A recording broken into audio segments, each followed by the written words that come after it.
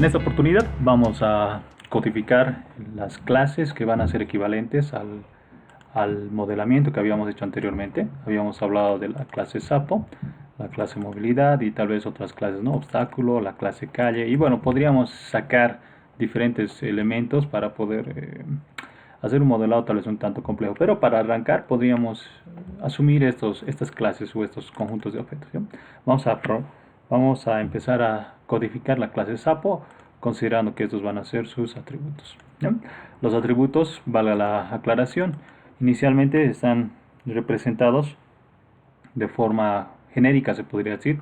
Al momento de empezar a codificarlo, nosotros tendremos que asumir, uno, el tipo de dato y decidir si va a ser un tipo de dato simple o si va a ser directamente un dato compuesto o un objeto como tal, ¿ya? El caso es de la coordenada, ¿no? Que la coordenada para nosotros en un eje de referencias va a estar compuesto, yo que sé, por XY, que puede ser una alternativa, o fila columna, dependiendo del enfoque que se quiera dar, ¿ya? Entonces, al momento de codificar tendremos que tomar esa decisión. El número de vidas, bueno, obviamente que va a ser un entero, ¿no? No hay mucho que decir. El valor de salto será un flotante. Bueno, en este caso, como estamos trabajando con eh, representación por píxeles, no hay píxeles y medio, ¿no? Entonces vamos a asumir que es entero. Bueno, en el caso nuestro no van a ser píxeles, sino van a ser coordenadas o celdas, ¿no? Entonces, bueno, el tamaño también es una estructura que va a estar compuesta por alto y ancho, ¿no? Entonces, acá nuevamente asumimos que tanto el alto y el ancho van a ser valores enteros, ¿no? No consideramos que el sapo puede medir 2.5, no hay eso, para este caso, ¿no? Entonces estamos abstrayendo. El nombre, obviamente, que de momento lo podríamos considerar como una cadena. El color, también, ¿no? Una cadena. Eso nos va a servir para definir cómo tenemos que colorear nuestro sapo en la pantalla, ¿no? En este caso en la consola. Eh, no estoy muy seguro, creo que sí se puede, ¿no? Cambiar el color dentro de la consola, tanto el background como el foreground de las fuentes. Entonces tal vez si es que alguien puede curiosear más a detalle, este dato le puede servir para colorear, ¿no? El fondo y también el objeto como tal. Y un estado que, bueno, podríamos asumir que va a ser un carácter que nos va a permitir representar nuestro objeto en una serie de posibles estados, ¿no? Vivo, no sé cuál, no recuerdo qué más habíamos declarado, vivo, muerto y pausado, no sé, se me ocurre, sí, los estados. Entonces estos estados le permiten a la calle o al game manager, si quieren verlo así, trabajar con este objeto, ¿no? Entonces saltar, bueno, va a ser un método. Para saltar podríamos recibir, bueno, no recibimos nada, solamente tenemos valor de salto. Morir también es un método, ¿no? Que lo que hace es, hay que verificar si cuántos números de vidas tenemos, y cuando morimos se resta el número de vidas, ¿no? Si vamos a darle ese enfoque, y cuando el número de vidas ya no es suficiente y era nuestra última vida, cuando el número de vida haya sido 1, el estado directamente cambia a muerto, ¿no? Y termina el juego. Reiniciar, bueno, tal vez volvemos a colocar nuestro número de vida en 3, no sé, el valor de salto al inicio y las coordenadas vuelven nuevamente al punto de partida, etcétera, etcétera. Perder, obviamente, que tal vez para un mensaje, ver los datos, es decir, qué valores tienen estos atributos, podríamos asumir. Avatar, bueno, también podríamos considerar como un atributo, pero este sería un método un tanto eh, particular, se podría decir, porque no va a interactuar con los atributos, salvo, ¿no? Salvo que sea dinámico y podríamos programar el avatar en función al tamaño, ¿no? Si decimos que el tamaño es de 3 por 3, entonces sería interesante que el avatar se encargue de ocupar 3 casillas por 3, ¿no? Si esto fuera 10, sería interesante que por código el avatar genere todo el dibujo del objeto en 10 casillas, ¿no? Ahí sí sería un método interesante porque estaría interactuando con el tamaño del sapo, ¿no?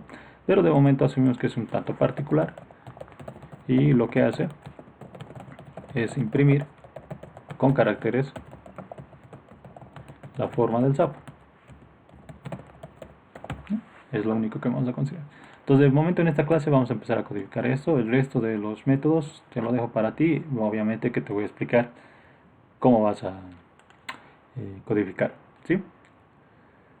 Muy bien, entonces vámonos a la parte de programación. De momento esto yo me lo voy a copiar para que no esté cambiando ventana a ventana cada rato. Bien, entonces vamos a hablar un poquito de la lógica con la cual eh, con la cual se debería trabajar proyectos un tanto que tienen mayor envergadura, es decir, proyectos que van a estar compuestos por no solamente un archivo de fuente, de código fuente, sino tal vez una serie de más archivos código fuente, ¿no?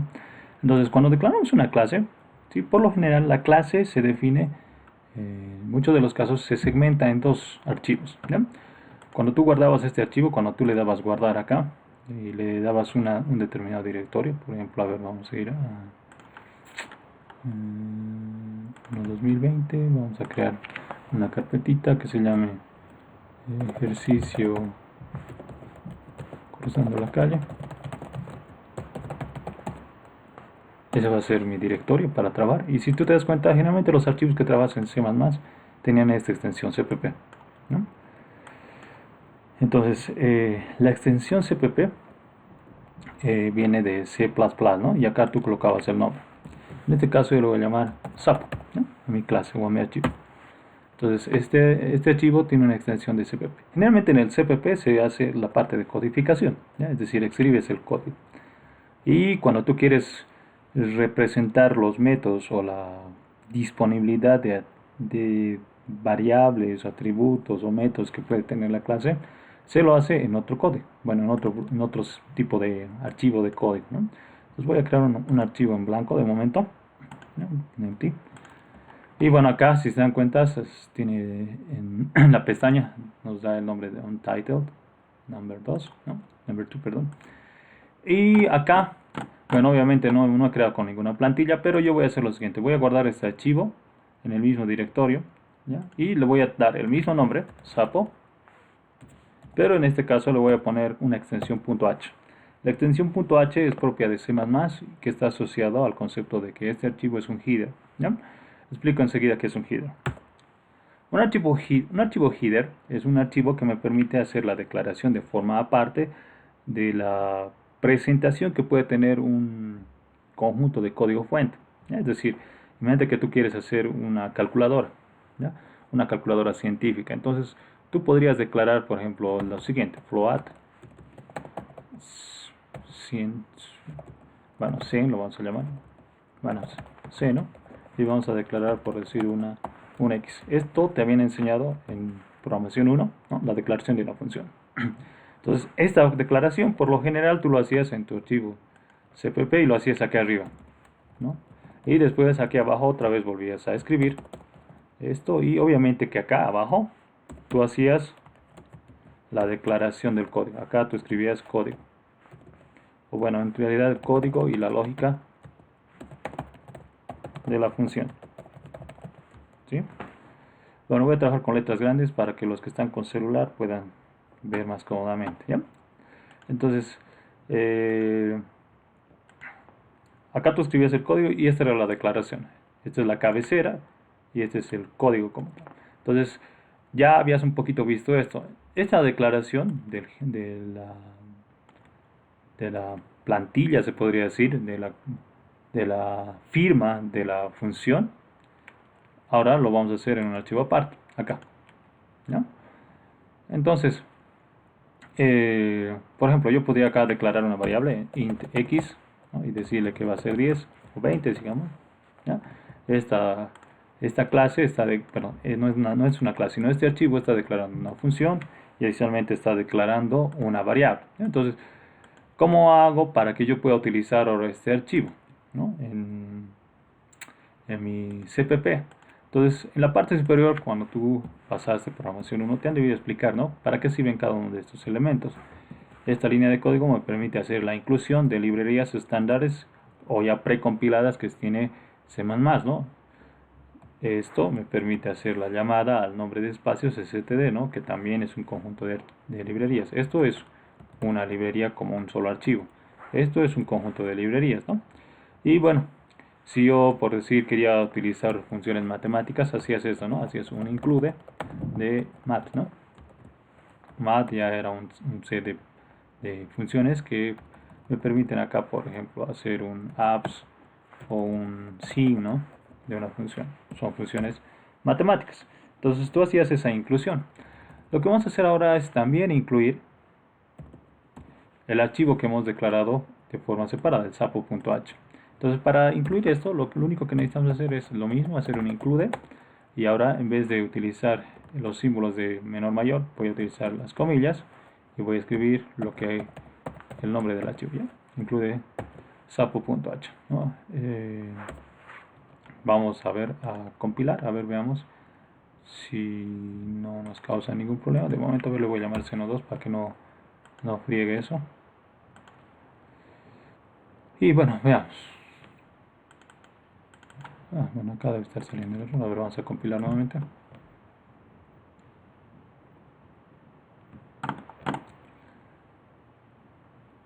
Bueno, acá no ha salido ningún error. Hemos logrado jalar al archivo, ¿no? Y bueno, yo declaré acá una variable x, ¿no? Entonces, acá yo debería poder, sin haber declarado acá, en este archivo, pues debería poder hacer, por ejemplo, x, toma el valor de x más 10, por decirlo. Y hacer un code de x, ¿no? Recuerda. A ver, pregunta, para los que han estado atentos. ¿Cuánto imprimiría este code x? A ver por el chat. Muy bien, entonces el valor de x acá daría la impresión de que no estuviese declarado, ¿ya? Es decir, mira, acá en ninguna parte yo he declarado el valor de x. Sin embargo, el simple hecho de que yo haya hecho esta inclusión acá, este include sapo, me da la facilidad de que todo lo que se haya declarado acá, es decir, en este punto, pueda ser visible en este archivo. Es por eso que tú hacías unas inclusiones, es decir, se me ocurre, imagínate, acá tú tienes vamos a crear un nuevo archivo. Cuando tú hacías, por ejemplo, cuando tú hacías la inclusión de la librería math, lo único que estabas haciendo es decirle que se pueda incorporar todo este código. Imagínate que este es el archivo math, bueno, lo voy a llamar math2.h. Y en el math.h lo único que hacían, por ejemplo, era declarar bueno, no sé el código, sinceramente no he visto el código fuente de esta librería, pero se me ocurre, por ejemplo, float square, sqrt, square root de un float x, y obviamente que acá se hacía simplemente la declaración. Es decir, que estas funciones, ¿qué otra función más tenía? Float poll, un float a, un float b, ¿no? Estas funciones, ¿sí?, están declaradas en la librería math, por ejemplo, así, de esta forma. El código obviamente que está en el CPP, pero el hecho de que yo incluya, si yo habilitaría eso, por decir, le estoy diciendo que todo este código que está acá, aunque nosotros no veamos, se lo incluye. Es decir, haz de cuenta que se lo pega, hace un control C y un control V en tu archivo. Ahora, ¿esto qué te permite? De que todo esto esté disponible allá en tu código fuente. Entonces, bajo esa lógica, cuando yo estoy haciendo un include sapo.h, que es lo que está haciendo el compilador, lo que hace es, va al archivo sapo.h y agarra todo esto, y aunque tú no lo veas, te lo incluye acá, te lo coloca. Entonces, ¿eso qué te permite? Ahora, mira, si te das cuenta, aunque no lo hace de esta manera, pero valga la analogía, esta X ya existiría acá. Entonces, bajo esa lógica, ahora vamos nuevamente, respondan cuánto sería el valor de x tras haber hecho la inclusión de la librería Sapo. 30, excelente, muy bien. 30, efectivamente, probemos, ¿no? Tal vez yo estoy hablando barbaridades. Probemos, si es que no nos sale ningún error. A ver, veamos, está compilando. Y a ver, veamos. Efectivamente, ¿no? Se ve el 30, ¿no? A ver, vamos a tratar de ampliar esto.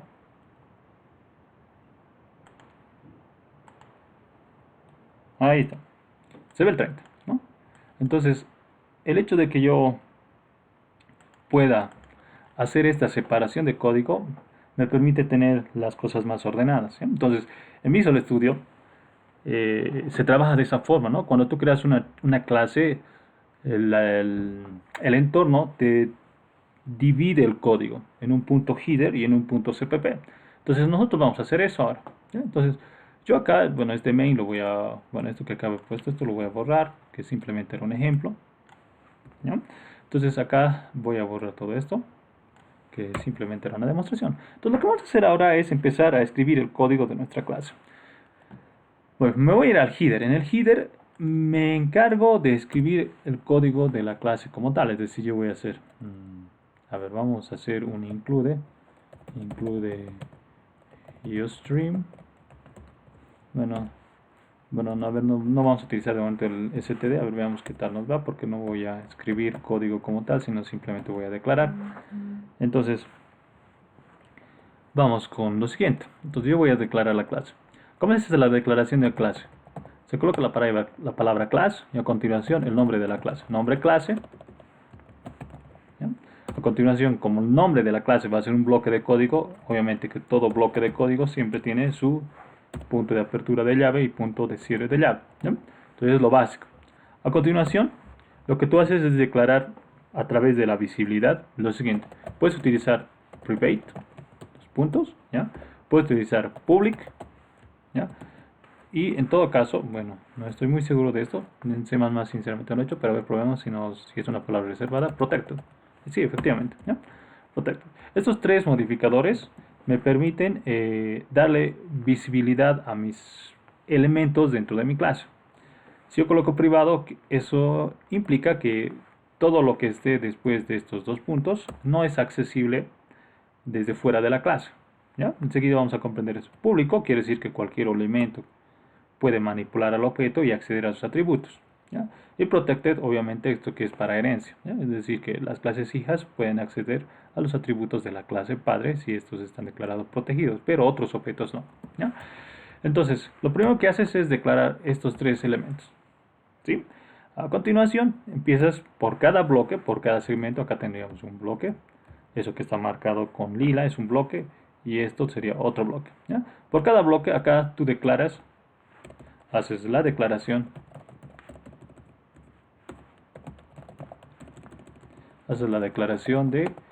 de atributos y métodos. Es decir, yo podría aquí declarar un tipo dato y el nombre del atributo. Es decir, el tipo de dato es el tipo primitivo que tú conoces. Por ejemplo, yo quisiera declarar el nivel de vida. Entonces, el nivel de vida habíamos dicho que va a ser un entero y yo declararía nivel vida, ¿ya? De esa manera. Entonces, acá tú tienes el tipo de dato, que sería int, y el nombre del atributo, que sería nivel de vida. Eso sería en cuanto a los atributos. Y en los métodos, obviamente, estarías diciendo algún método, por decir, se me ocurre morir. Void morir.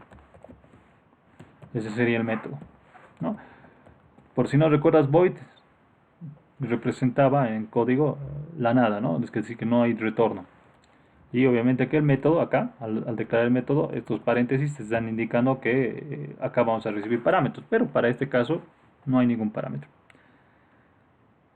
Muy bien, entonces esa sería la forma de declarar tanto atributos como métodos. Bueno, para hacerte recuerdo, para los métodos la forma de declaración es la siguiente. Tienes que estar fresquito en el uso de funciones, ¿no? En programación orientada a objetos todo es funciones, ¿no? En realidad todo es llamada métodos. Entonces en los métodos se declara de la siguiente manera. La primera forma sería tipo retorno, tipo dato retorno, es decir, qué cosa va a calcular tu función, nombre de la función, y en función acá tipo dato para el atributo 1, o para el parámetro, no es atributo, parámetro 1, y tipo dato para el parámetro 2 y puntos suspensivos en función de los parámetros que necesitas, o en todo caso si es que no hay parámetros, ¿no? Como una función es un bloque de código, entonces abrimos llaves y a continuación obviamente que acá necesitas un return de la variable con el cálculo, ¿no? Es lo más básico. Esta es la forma de declarar una función. Este sí es un método de una función. Y la otra sería, no tanto así un método, sino más se lo conoce como, se podría decir,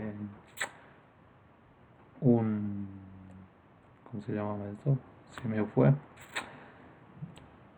Bueno, lo que acabo de acá de declarar arriba se lo conoce más propiamente a nivel técnico como una función. Es una función. Existen otros tipos de métodos. Tipo 2,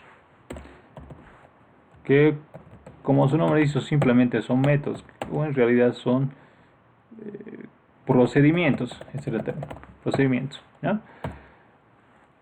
Estos, estos tipos de funciones, bueno, recuerdas programación o no, no devuelven valores, no devuelven datos, ¿ya? Es decir, que acá como no devuelven nada, entonces probablemente trabajen con algún atributo de la clase, pero no permiten interactuar con otros objetos del problema, ¿no? Void, por ejemplo, sería el retorno, es decir, no retornamos nada, sería nombre de función. Y obviamente la misma lógica en cuanto a los tipos de datos, ¿ya? Tipo de dato, tal, y obviamente que acá el cuerpo de la función, representado por las llaves correspondientes, y bueno, acá el código, ¿no? Código. Entonces, este tipo de funciones es muy importante entenderlo a nivel de programación, más que todo en orientación a objetos, porque mezclamos muchas veces el contexto como tal. Por ejemplo, este ejemplo que te puse, void morir, ¿a qué tipo de función pertenecería? ¿A qué tipo de declaración? ¿A la uno o a la 2? A ver, vamos, participación.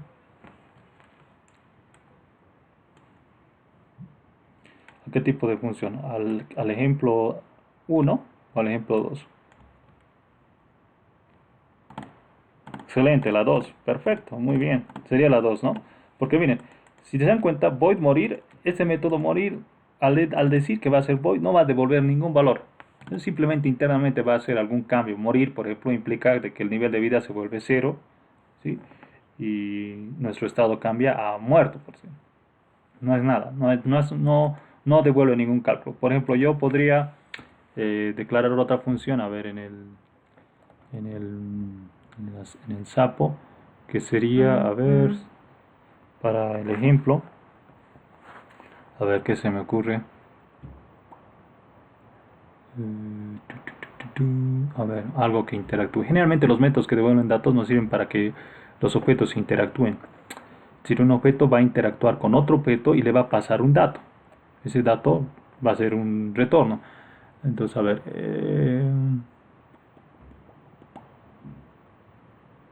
por ejemplo, imaginemos que estamos en la clase tablero, game manager o la calle, ¿no?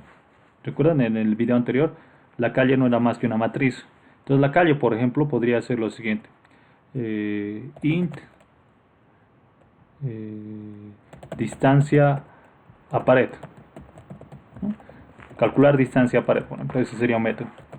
Calcular distancia a pared.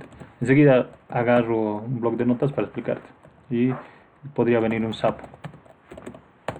Un sapo P, por ejemplo. ¿No? Te explico enseguida. A ver, dame un segundo, agarro el lápiz. ¿Dónde está mi lápiz? Acá está. Y vámonos a un bloc de notas. Entonces voy bien acá. Entonces acá voy a tratar de dibujarlo grande, ¿ya? Para que... Perdón. Voy a tratar de dibujarlo grande para que sea visible para todos. Uy, este cochino corbatero que se cae acá rato. A ver. Ya, listo. Entonces vamos a, por decir, hacer lo siguiente. Nosotros podríamos tener, ¿ya? Se me ocurre lo siguiente, esta sería la calle. La calle habíamos dicho que podría ser una matriz, ¿ya? Entonces acá tenemos objetos que se van moviendo, ¿no? Podríamos asumir también un sentido, ¿ya? Imaginemos que esto es la acera, lo voy a resaltar con este color, esto es la acera, ¿ya? La coordenada 0, 0, la fila 0 si quieres verlo así. Entonces acá está nuestro sapito, ¿ya? Y este tiene que saltar. Entonces tú en el juego vas a tener una calle, ¿ya? Eso es un objeto y le podemos decir calcular carriles restantes. Entonces en función a un sapo, que podría ser una P, ¿ya? Esta es la variable Esta es la función.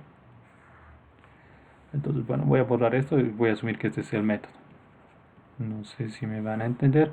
Y este método va a devolver un int. Entonces, a partir de este, ¿sí? Si este sería el objeto que estaría viniendo acá, ¿ya? Y todo esto vendría a ser la calle, yo podría decir calle, punto, calcular carriles, y le pasaría esta P y lo guardaría en X por decir. ¿Cuánto valdría X? Asumiendo que acá está el sapo y tiene que avanzar todavía estos carriles para llegar a este punto. Entonces, ¿cuánto le devolvería? ¿Cuánto valdría X acá? Si llamamos a la calle y le decimos que calcule carriles en función a este sapo. A ver, participación. ¿Cuántos carriles restantes hay de este punto hasta este otro de acá? 4. Muy bien. Genial. Entonces yo podría decir ahora lo siguiente. Recuerda que programación orientada a objetos, la idea es de que tú agarres objeto y le des orden. Entonces yo le podría decir sapo.saltar, por ejemplo. Bueno, en este caso habíamos dicho que este sapito se llama P. Entonces vamos a agarrar el objeto P.saltar, por ejemplo. Entonces saltar ya internamente tiene su código, ¿no? Entonces, ¿qué es lo que debería ocurrir cuando le diga al sapito saltar? Esto deja de estar acá, ¿no? Y ahora el sapo vendría a estar acá, ¿no? Ahí. Entonces, si volveríamos a llamar a la calle, debería calcular carriles, ¿cuánto valdría X para este escenario ahora? 3. Efectivamente, ¿no? Entonces, este dato de comunicación, esto valdría 3 para este ejemplo, es un valor de retorno. Entonces, este método, ¿sí?, encaja en el primer ejemplo de declaración de método que te dije. Es decir, tú tienes nombre de la función, tipo de retorno y un dato de entrada. Entonces acá este método tendrá que, yo que sé, hacer el código necesario para poder, yo que sé, calcular estos carriles restantes, ¿no? En función a la coordenada que tiene el sapo. Porque es imposible calcular los carriles restantes si es que no tengo un sapo de referencia. Si no hubiese, no podría calcular. Si ahora el sapo estaría acá, entonces, ¿cuánto sería la respuesta de este método? ¿Mm? Vamos por el chat. Si el sapo estaría acá, ¿cuánto sería la respuesta? Para llamar al método calcular carriles restantes. Bueno, algunos dicen 0. Sí, efectivamente, ¿no? Ya no hay más carriles. Entonces, esta es la forma en la que se contempla la declaración de funciones cuando codificamos, ¿ya? Entonces, es importante tener en cuenta este criterio al momento de modelar, ¿ya? Entonces, tenemos una función que va a recibir algún parámetro, algún dato. Los datos pueden ser lo que tú quieras, los parámetros pueden ser desde un objeto o un tipo de dato primitivo. Y el retorno, obviamente que también puede ser un tipo de dato, ¿sí? Es decir, puede ser otro objeto, ¿no? Y por eso te coloco de forma genérica tipo de dato retorno y obviamente que acá devuelves el cálculo, ¿ya? Y los otros generalmente son para trabajar internamente dentro de la clase, ¿ya? Es decir, que estos métodos no devuelven ningún dato. Es decir, por ejemplo, si estaríamos modelando la clase persona, ¿ya? Si tuviésemos que modelar la clase persona, si nos vamos acá, entonces, por ejemplo, ¿qué cosas hace la persona internamente? Comer, por ejemplo, ¿no? Entonces, para comer, esta persona no necesita interactuar con nadie, no interactúa. Pero, por ejemplo, si supongamos que este es un corredor y estamos en una olimpiada, en el contexto de olimpiada. Entonces vamos a asumir que tenemos nuestro escenario. Aquí está un corredor y acá está otro corredor y acá está su otro compañero. Y el objetivo es que estos corredores tengan que llevar un palito y pasarse entre ellos. Entonces, pregunta, ¿en este escenario va a haber interacción entre P1, la persona 1, la persona 2 y la persona 3? para poder, por ejemplo, cada persona sabrá correr, sabrá entregar palo y sabrá recibir, ¿no? Entonces, en ese sentido, esta persona va a llegar acá, se va a mover, va a llegar acá. Entonces, ¿qué es lo que vamos a hacer? Acá sería P1.correr. Llegamos a este escenario, sería P1. ¿Qué método llamaríamos? Entregar. ¿Sí? Y este método va a devolver un palo. Y este palo le vamos a dar a este P2. Entre este P2 va a recibir P2.recibir. Y va a recibir un palo, ¿no? Y así sucesivamente, ¿no? Entonces, este tipo de interacciones es crucial entender al momento de hacer programación orientada a objetos, ¿ya? Por eso el enfoque que se le tiene que dar cuando empezamos a modelar.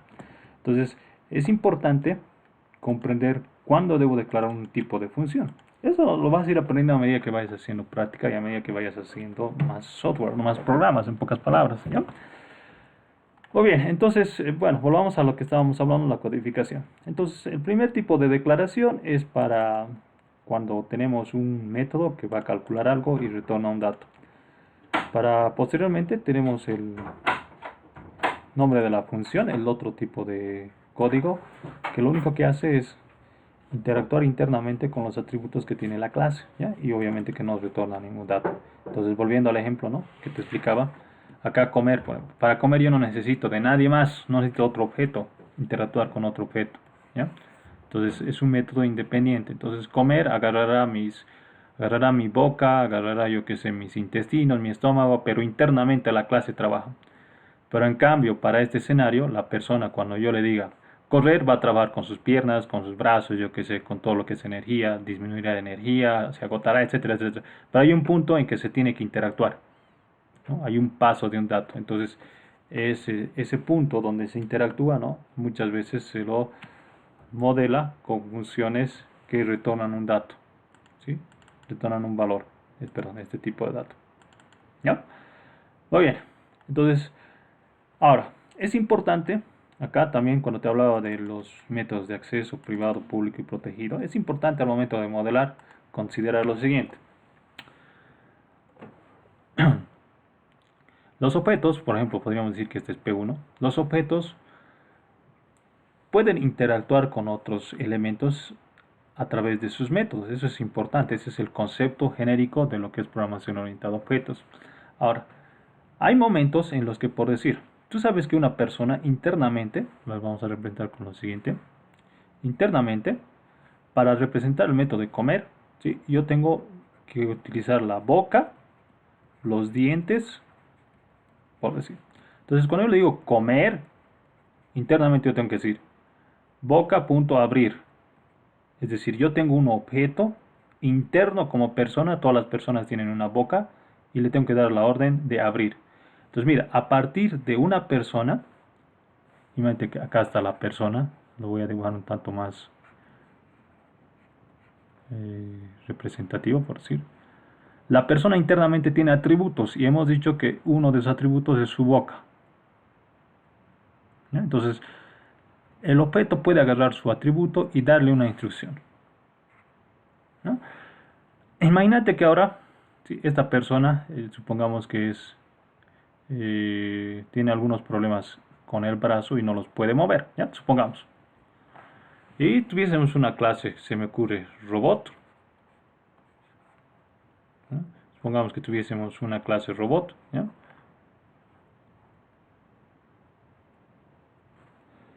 Y este robot, sí, le voy a llamar R1 y este va a ser persona 2.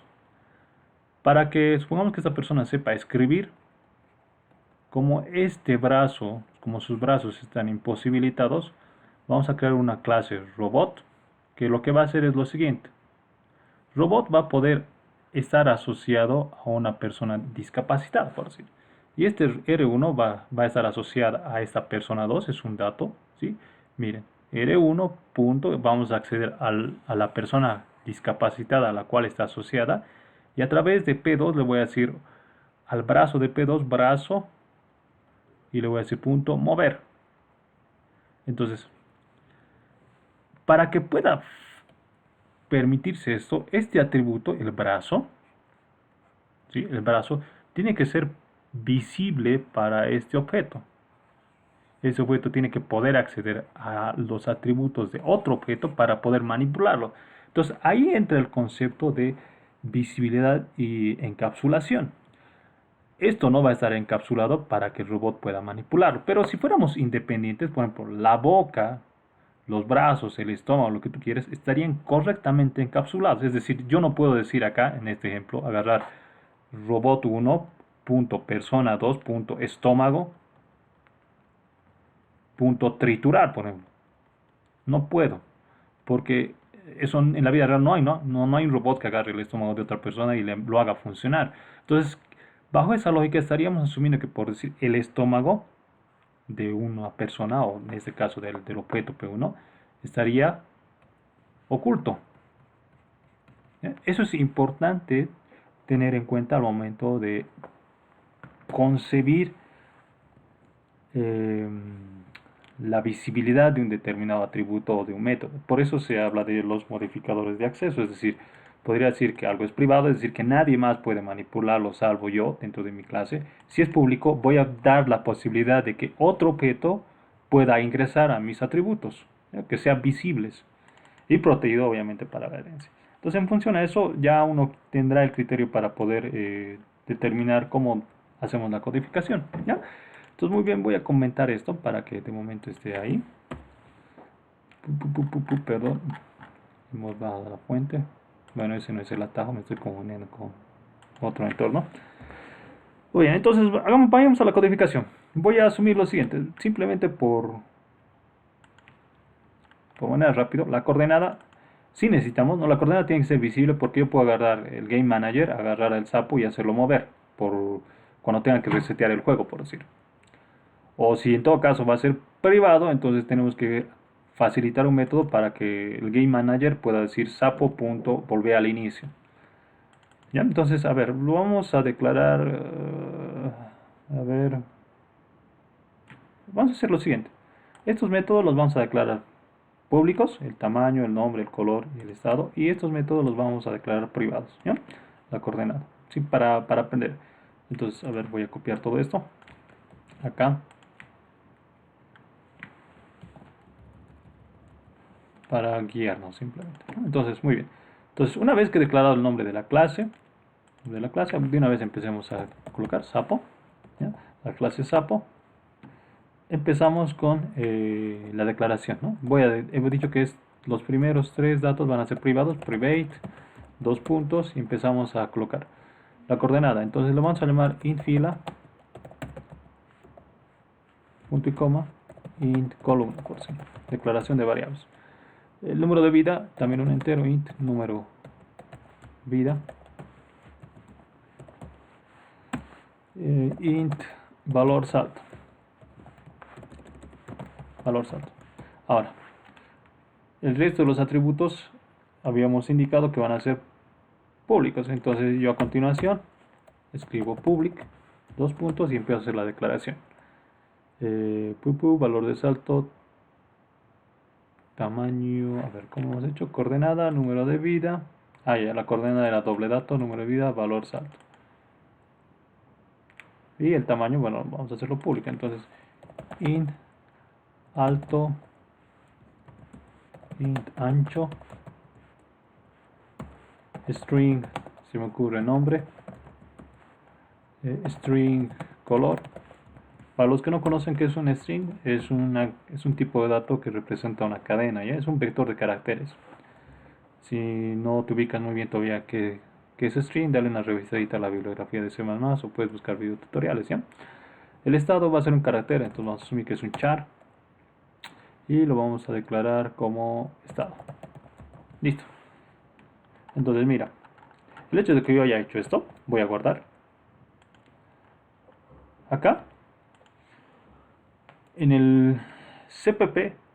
Yo puedo ahora declarar un sapo. Ahora, acá la declaración es importante que también puedas entender. Para declarar un objeto, declaración de cualquier cosa, siempre tienes, ¿no? Tipo dato y variable, nombre variable, ¿no? Esta es la manera en la que tú habías aprendido a hacer declaraciones, ¿no? Ahora, en programación orientada a objetos, este concepto o esta forma de concebir la declaración de los datos tal vez cambia un tanto de términos. Es decir, que acá yo tengo, eh, podríamos decir tipo objeto. Bueno, en todo caso diríamos la clase y el nombre del objeto. Esto es importante. Recuerda que al declarar una clase estás formando una estructura.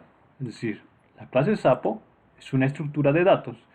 Cuando te hablo de estructura de datos, me refiero a que es un conjunto de datos. ¿Qué datos internamente tiene un Sapo para este contexto? Tiene su fila, su columna, número de vida, valor de salto. Entonces, es como si fuera un tipo de dato. Entonces, lo que nosotros hacemos para declarar un objeto es primeramente colocar el nombre de la clase y el nombre del objeto. Entonces, bajo ese criterio, mira, si hacemos primeramente esto, declaración de la variable, si yo tendría que declarar la variable a de tipo entera, yo asumiría eso, ¿no? Int a. ¿Cómo interpretamos esto? A es una variable de tipo entera. No hay mucho que decir en eso. Pero en programación de objetos, como vamos a crear nuestros propios tipos de datos, entonces yo podría decir lo siguiente, sapo p. ¿Cómo interpretamos esto?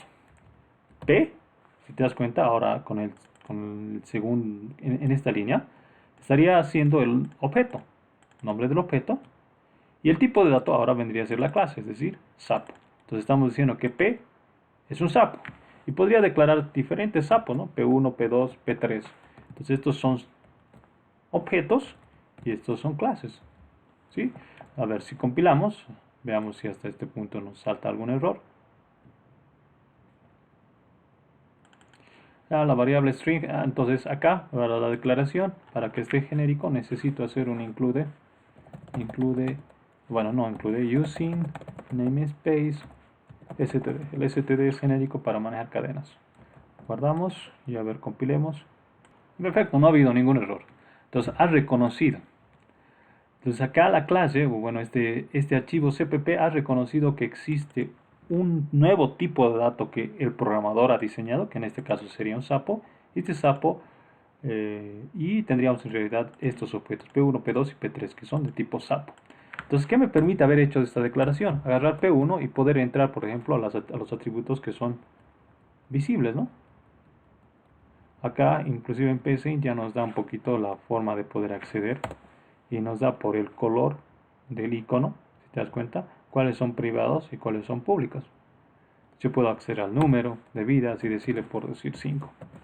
Igual que habías trabajado con estructuras de datos. ¿Ya? Muy bien, vamos rápido. Entonces yo ya tengo la clase. Si yo tengo que declarar algún método, entonces hacemos lo mismo. Vemos por criterio dónde tenían que ir los métodos. Generalmente los métodos son públicos, ¿ya? Porque son la manera en la que los objetos interactúan, ¿ya? Entonces, bueno, acá podríamos declarar esto, ¿no? Público. Entonces, a ver, vamos a comentar de momento esto. Muy bien, entonces, por ejemplo, acá voy a asumir que los métodos van a ser públicos. Por ejemplo, saltar. Entonces, lo único que hago es declarar su firma, void saltar, ¿ya? Void morir, por ejemplo. Bueno, vamos a seguir la nomenclatura de iniciar con minúsculas. Void reiniciar. Void. Bueno, estamos haciendo firmas. Acá no he pensado en un método que devuelva algún dato. A ver cuál podría devolver datos. Perder, reiniciar. Avatar, no, ninguno. ¿Ya? Void ver datos. Y void avatar. ¿Ya? Muy bien, entonces ahí ya tendríamos declarados los métodos, es decir que a partir de acá, ahora yo ya podría hacer p1.saltar, por ejemplo. Bueno, no está compilado, podemos guardar y compilar para que esté ya en memoria. ¿No? Perfecto, entonces estos métodos los tengo, entonces yo puedo agarrar p1.saltar, ahí está, ya está el método visible y le puedo dar esa orden, ¿no? Saltar. Simplemente estoy ahorita declarando la firma de los métodos y la firma de la clase, es decir, que tiene la clase. Muy bien, ahora, como yo ya he hecho esta parte de declaración, puedo ahora pasar acá a la clase, ¿no? Entonces acá también puedo hacer esto, ¿no? Para poder hacer la declaración o el código de la clase, puedo venir acá, en el sapo.cpp, y empezar a hacer lo siguiente. Agarro la clase, el nombre de la clase, bueno, agarramos el método. Por ejemplo, vamos a hacer el método avatar. Voy a copiar acá, voy de avatar. Y para decir que este método va a ser el código fuente del método avatar, va a pertenecer a la clase, le digo esto sapo, si no me equivoco ahora esto, ¿ya? Compilamos, así que ya te explico, ¿ya? No hay ningún error. Entonces, mira, lo que acabo de hacer es lo siguiente. Voy a copiar este método, por ejemplo, ver datos, y lo voy a copiar acá. Esa era la firma, ¿no? Para indicar que este código le corresponde a la clase sapo, delante del nombre del método, tú colocas el nombre de la clase acompañada de 4 puntos. Y obviamente ahora sí puedes abrir las llaves para empezar a codificar. Por ejemplo, en ver datos podríamos hacer simplemente una impresión de los datos de los atributos de la clase. Por ejemplo, podría decir número de vidas, número, ¿no? Mire, sin tener declarado. Bueno, esto no es. Bueno, ese es el problema de Sinhai, ¿no? No tiene la posibilidad de poder acceder con su inteligencia a los atributos que están declarados en SAP, pero en el header, ¿no? Pero bueno, para una primera vez no sirve. Entonces yo puedo colocar eso. Observa, mire, observa. La clase, o bueno, el método ver datos, si te das cuenta, en ningún momento, ¿sí?, ha declarado la variable número de vida. El número de vida está declarado acá, en el punto header. Ahora, pero el hecho de que yo haya hecho la inclusión, como hace unos instantes te demostré, me permite acceder a todo lo que está en el punto H. Para decirle que esto es propio de la clase, por eso colocamos delante el nombre de la clase, 4 puntos y el nombre de la función. Entonces, mira, yo voy a hacer lo siguiente, voy a agarrar P1, punto número de vidas, y le voy a decir 5, y voy a decirle que P1 presente sus datos, o ver datos era, ¿no? Ver datos, y ahora compilemos. Acá no estamos hablando todavía de constructores, veamos si esto funciona. El número de vidas es privado. Ese era el detalle que te decía, ¿no? Cuando es privado yo no puedo acceder, no puedo ver.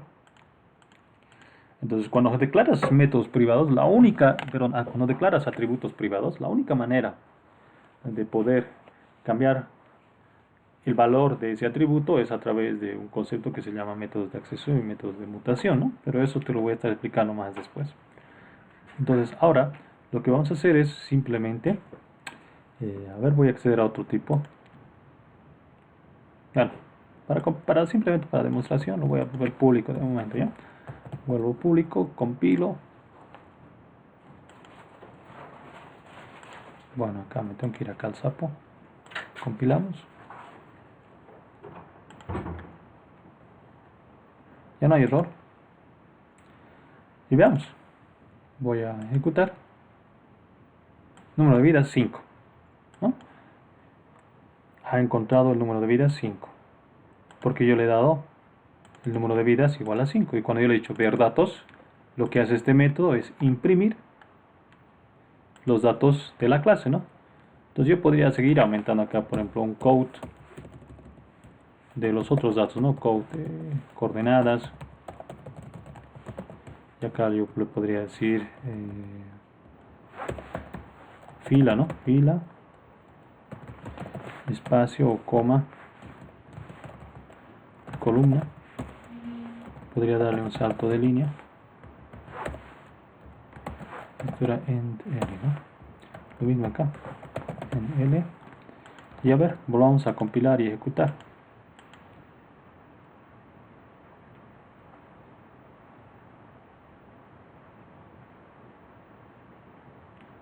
No hay error. Ejecutemos. Ahí está, ¿no?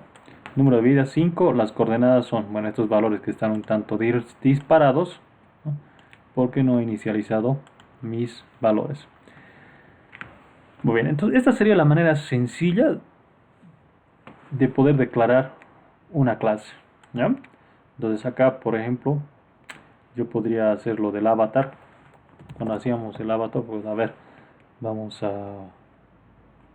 vamos a ver si podemos pillar algo. A ver, frog characters.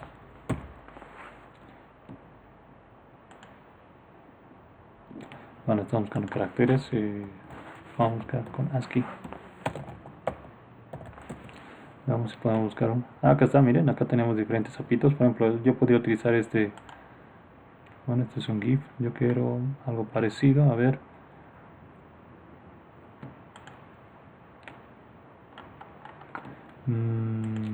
A ver, buscaremos.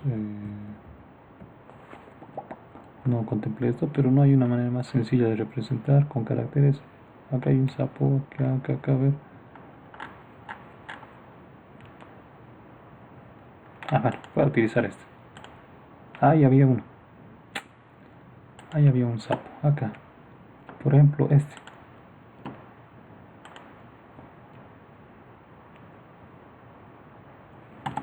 Esperemos que cargue.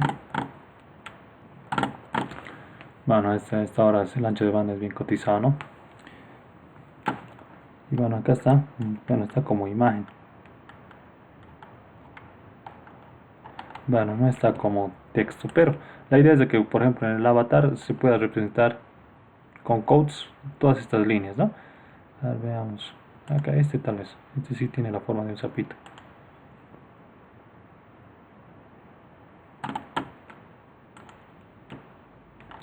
Bueno, no buscaremos en imágenes, busquemos en todo. Entonces, por ejemplo, miren, yo podría hacer lo siguiente. Voy a agarrar esto. Ahí está. Bueno, esto es lo copiado al clipboard. Y acá yo podría hacer code. Y bueno, obviamente que lo voy a poner entre comillas.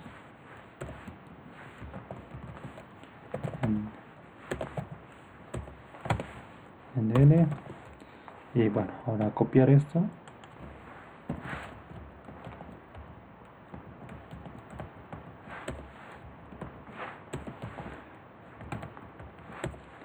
Y acá le pondría las comillas. Bueno, que lo copie de una vez todo esto. Listo, a ver, veamos si esto va a funcionar. Creo que acá hay que colocarle en su espacio. Ahí está el sapito. Listo, a ver, veamos. Vamos a compilar. Y ahora le voy a decir a P1 que nos muestre su avatar. P1.avatar. Y veamos qué hace. Compilamos, ahora que no hay error. Acá hay un errorcito. Este símbolo. Tengo que representarlo con esto. Un símbolo más. Bueno, ahí no hay ningún error. Y ahí está. Bueno, el sapo se ha movido. A ver, ¿qué es lo que ha salido mal acá? A ver. Creo que es esto. Volvemos a ejecutar.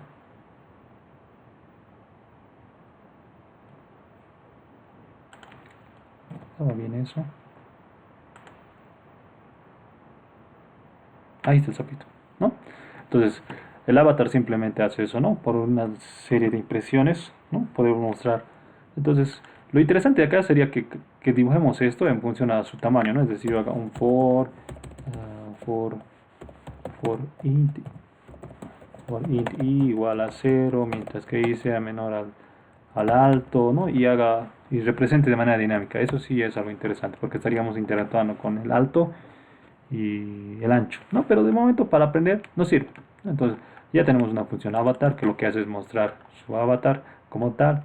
Vemos los datos y bueno, el resto de las funciones, por ejemplo, a ver, no quiero cansar porque ver código es cansador. Ya me están aguantando una hora. Bueno, a ver, pausaré. Muy bien, vamos a declarar la función perder, ¿sí? Void sapo 4 puntos perder. ¿Bien? Entonces, a ver, por participación, ¿qué es lo que tenemos que hacer en la función perder? ¿Qué atributos interactúan? ¿Ya? Entonces, en perder, lo que podríamos hacer es, a ver, se me ocurre, ¿qué datos tenemos? Tenemos, a ver, en perder. la fila y la columna se van a la parte inicial, ¿ya? Fila y columna. Cambiamos el estado y el número de vidas se vuelve 0. Entonces, hagamos eso. Cuando perdemos, hacemos que el número de vidas, bueno, eso es lo malo, no tenemos la ayuda, pero podríamos hacer número vidas, vuelve a ser 0.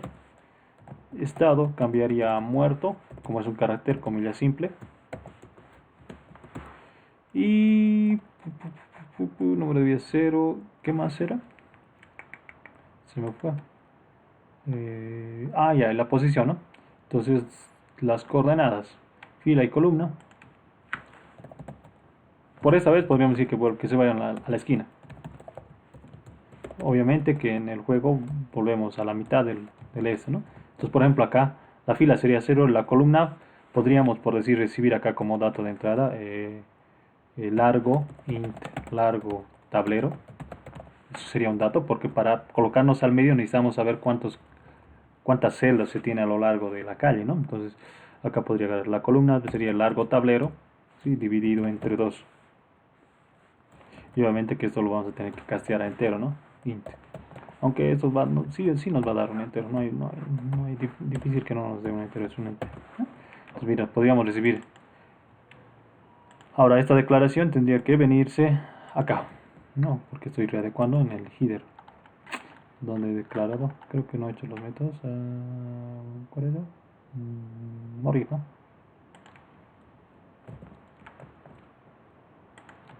No, perder. No había declarado eso, era morir, ya. Bueno, ya. Morir, lo vamos a cambiar a morir. Listo. Entonces, los métodos, como te vuelvo a recalcar, lo que hacen es interactuar con los atributos, ¿no? Y obviamente que acá, seguramente, por ejemplo, esta instrucción, sí, ya es una instrucción un tanto que está asociada a un cálculo. Entonces, muchas instrucciones, por ejemplo, cuando hagamos el método de saltar, void sapo saltar, entonces ahí tendremos que tener que redibujar nuestro avatar. Por ejemplo, para el avatar, para poder imprimir acá, entonces vamos a tener que tener una posición. Ahí sí el avatar ya va a ser interesante, ¿no? En función de una posición tenemos que imprimir. Entonces en C++ existe una función para poder colocar el cursor del... Si ejecutamos esto, para colocar el número de vidas... no debió copiar bien. Número vida, no es número de vidas.